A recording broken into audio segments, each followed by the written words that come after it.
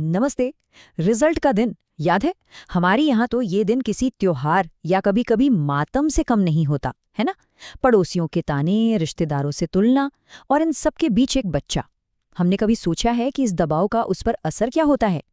ये दबाव उसे और मेहनत करने के लिए नहीं, बल्कि एक ऐसी अदृश्य दीवार बनाने पर मजबूर करता है जिसे हम कहते हैं परीक्षा का डर। तो चलिए आज इसी दीवार को तोड़ने की बात करते हैं। हम सिर्फ समस्या पर नहीं रुकेंगे, बल्कि बीरबल की तरह कुछ चतुर समाधान भी देखेंगे, जैसे कि गलतियों को डांट से नहीं बल्कि पत्थरों और डंडियों से एक सबक में कैसे बदला जाए। चलिए मिलकर एक नया रास्ता खोजते हैं। तो उस दीवार की जो पहली ईंट है, चलिए उसे देखते हैं। ये है प्रदर्शन का दबाव। हमारे समाज में कहीं ना कहीं अंक ही कामयाबी का पैमाना बन गए हैं, असली समझ नहीं। तो सवाल ये है कि इस सोच को हम बदलें कैसे? इसका जवाब पता है कहाँ है? एक बहुत ही गहरे भारतीय दर्शन में छिपा है। हमें बस अपना ध्यान नतीजों से हटाकर कोशिश पर लाना है, और इसी सोच को हम कहते हैं घड़तर, यानी चरित्र का निर्माण। देखिए, घड़तर का मतलब कोई बड़ी बड़ी बातें नहीं है। जरा सोचिए, जब एक बच्चा साइकिल चलाना सीखते हुए गिरता है तो हम उसे डांटते तो नहीं है ना। हम कहते हैं शाबाश, फिर से कोशिश करो। बस यही तो घड़तर है। ये हारने पर हौसला देना है, सिर्फ जीतने पर ताली बजाना नहीं। और यही सोच हमारी अगली रणनीति की नींव है। और इस सोच को रोज की जिंदगी में उतारने के लिए है बिरबल की रणनीति। जैसा कि आप देख रहे हैं, इसके 3 बहुत ही आसान से कदम हैं। पहला, रोज की जीत। हर शाम अपने बच्चे से बस ये पूछिए, अच्छा आज तुमने ऐसा क्या सीखा जो तुम्हें कल तक नहीं पता था। दूसरा कदम है तुलना बंद करें, ये सबसे सबसे जरूरी है। और तीसरा, प्रक्रिया को इनाम दें। मतलब अगर बच्चे ने 1 घंटा पढ़ाई की तो उसके अनुशासन की तारीफ कीजिए, भले ही उसने सिर्फ 2 ही पन्ने क्यों ना पढ़े हों। और हमें तुलना क्यों नहीं करनी चाहिए, ये कहावत उसे बहुत ही खूबसूरती से समझाती है। हर बच्चा एक अलग फसल है। क्या कोई आम के पेड़ को गेहूं से तौल सकता है? बिल्कुल नहीं। दोनों का मौसम अलग है, दोनों का फल अलग है, और दोनों का मूल्य भी अलग है। जब हम तुलना करते हैं ना, तो हम अनजाने में बच्चे की जड़ों को ही कमजोर कर देते हैं। लेकिन क्या होगा अगर बच्चा गलती कर दे? मान लीजिए होमवर्क में नंबर कम आ गए या कोई सवाल गलत हो गया। अक्सर हमारी पहली प्रतिक्रिया डांटने की होती है, पर यह समझना बहुत जरूरी है कि डर जो है वो दिमाग को सुन कर देता है, सिखाता नहीं है। ये स्लाइड 2 रास्तों का फर्क एकदम साफ दिखाती है।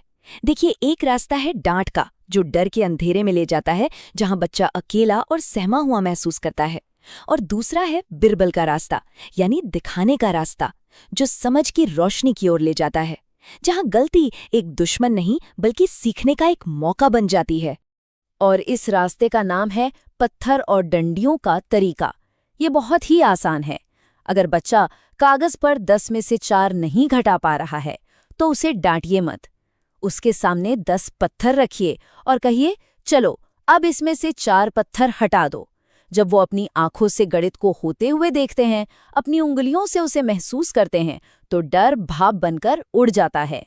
इस तरह से आप असल में भौतिक चीजों का इस्तेमाल करके विज्ञान यानी लॉजिक को बच्चे की असल जिंदगी से जोड़ देते हैं। किसी ने क्या खूब कहा है, मुझे बताओ और मैं भूल जाऊंगा, मुझे सिखाओ और मुझे याद रहेगा, मुझे शामिल करो और मैं सीख जाऊंगा। और इस तरीके से आप सिर्फ माता पिता नहीं रहते, आप अपने बच्चे के पहले और सबसे भरोसेमंद वैज्ञानिक बन जाते हैं। हम सब जानते हैं कि बड़ी परीक्षाओं जैसे कि बोर्ड्स का समय कितना तनाव भरा होता है। उस वक्त बच्चों को लेक्चर नहीं चाहिए होते, उन्हें चाहिए होता है एक सुरक्षित ठिकाना, एक ऐसा घर जहां वे बिना किसी डर के लौट सकें। यहाँ पर ना 50-10 का नियम कमाल का काम करता है। 50 मिनट की गहरी पढ़ाई और फिर 10 मिनट का ब्रेक। इस ब्रेक में बच्चा थोड़ा टहल सकता है, पानी पी सकता है। ये मैराथन दौड़ने जैसा है, स्प्रिंट नहीं। लगातार छोटे छोटे ब्रेक लेने से दिमाग तरोताज़ा रहता है और बर्नआउट नहीं होता। और इस सफ़र में एक बात है जो आपको अपने बच्चे से बार बार कहनी है, और वो ये है कि एक कागज़ पर मिला अंक इस परिवार में तुम्हारी कीमत तय नहीं करता। इस वाक्य को उनके दिल में उतर जाने दीजिए। ये सिर्फ शब्द नहीं है, ये एक वादा है। ये समझना बहुत बहुत जरूरी है। जब डर का बोझ सिर से हट जाता है तो प्रदर्शन अपने आप बेहतर हो जाता है। आप ही सोचिए, एक तैराक जिसके गले में पत्थर बंधा हो, वो कैसे तैरेगा भला? डर वही पत्थर है। जब आप बिना शर्त प्यार और समर्थन देकर उस पत्थर को हटा देते हैं तो बच्चा अपनी पूरी क्षमता से तैर पाता है। तो इन सब बातों का असली मतलब क्या है? जब परीक्षाओं का ये शोर शांत हो जाता है और रिजल्ट की धूल बैठ जाती है, तो आखिर हमारे हाथ में रह क्या जाता है? ये सवाल हमें हमारे पालन पोषण के असली लक्ष्य के बारे में सोचने पर मजबूर करता है। तो हमें खुद से पूछना होगा कि हमारा असली लक्ष्य है क्या? हमारा लक्ष्य तनाव से भरे टॉपर बनाना नहीं है, जो हर वक्त नंबरों की दौड़ में हाँफ रहे हों। असली लक्ष्य तो है लचीले थिंकर यानी विचारक बनाना। ऐसे बच्चे जो मुश्किलों से घबराए नहीं बल्कि उनका सामना करना सीखें, जो सवालों के जवाब रटने के बजाय खुद सवाल करना सीखें। तो चलिए आज एक प्रण लेते हैं कि हम ऐसे माता पिता बनेंगे जो जीतने जितना ही कोशिश करने का जश्न मनाते हैं, जो बच्चे की मार्कशीट से ज्यादा उसके चरित्र की परवाह करते हैं। याद रखिए, आपका समर्थन ही उनकी सबसे बड़ी ताकत है। अगर आप ऐसी और रणनीतियां जानना चाहते हैं, जैसे परीक्षा के तनाव को कैसे कम किया जाए या बच्चों में आत्मविश्वास कैसे जगाया जाए, तो birbalji.com पर जरूर जाएं। वहां आपको कई प्रैक्टिकल गाइड्स मिलेंगी। क्योंकि हमारा लक्ष्य बच्चों को सिर्फ अंकों की दौड़ में जिताना नहीं, बल्कि उन्हें जिंदगी के लिए तैयार करना है।